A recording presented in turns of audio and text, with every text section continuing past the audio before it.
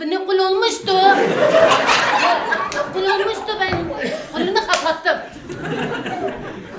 Sen de benim kul mu? Kul musun?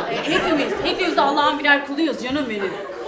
Vedo, akbari şokul razvejin kul.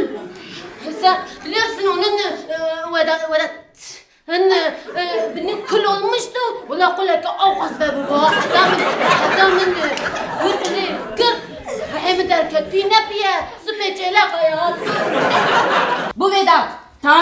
Tamirci botunu getirmiş yaptırıyor bak. Hele o fakirdi. O fakirdi valla. Hele gel abla. Getir onu. Bak. Oy. Dedik babası getirmiş sesin cidden. Abi saati o raf getirmiş. Abi gömleki de alutan şubat mandadır. O getirmiş. Abi kolyesi de bu taraf. Ya bir yana binelim. Tamam canım. Ha bu kolyesi de sana tabladan almış.